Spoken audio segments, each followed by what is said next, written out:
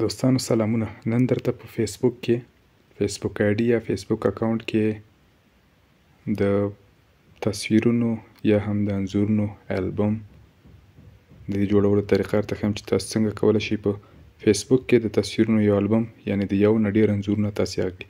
هغه لپاره تاسې فیسبوک ته لاړ شئ. فیسبوک ته چې لاړئ دغه ځای واټس اون یور مایند په دې به کلیک وکړئ. هغه نه وروسته دغه البم علامه چې تاسې وینئ په دې به کلیک وکړئ او بیا کریټ نیو البم په دې به کلیک وکړئ. هغه نه وروسته به کوم نوم چې تاسې مثلا اوس یو ځای ته تاسې تللي یاستئ، سفر هم کړی یا چکر هم په چکر باندې تللي یاستئ، نو مثلا قرغه ویزټ یا ټور هر څه چې تاسې لیکل په پښتو کې هم لیکلی شي.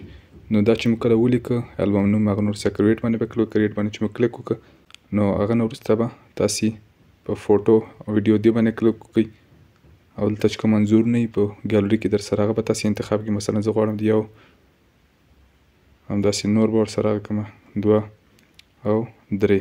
نو تاسې چې هر څومره انځورونه غوښتل چې د هغوی البم جوړ کړئ نو تاسې بیا اول انتخاب کړئ، بیا به هغه نه وروسته نیکسټ باندې کلیک کړئ. نیکسټ باندې چې موږ کلیک وکړو نو دې نه وروسته به تاسې دې ځای کې چې کوم ډول هغه ورته ورکول غواړئ ډیزاین چوز ا لی آوټ، نو دا فعلا ساده ده.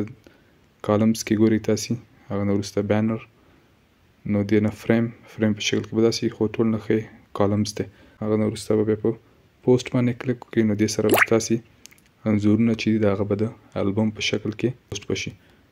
نو په دې توګه تاسو کولی شئ چې خپل انځورونه چې دي انځورونه ویډیوګانې هغه یو البم کې هغه کړئ او په فیسبوک کې پوسټ کړئ. نو که دا ویډیو مو خوښه شوي در سره لایک کړئ، که کوم پوښتنه یا نظر لرئ د کمنټ لارې شریک کړئ. نو که چینل ته نوي راغلي یاستئ در سره سبسکرایب یې کړئ چې په راتلونکي کې هم داسې نورې معلوماتي ویډیوګانې هم در سره شریک کړم. نو تر بلې ویډیو مو په پاک او مهربان رب سپارم. هر چیرې چې یاست خوښ اوسئ.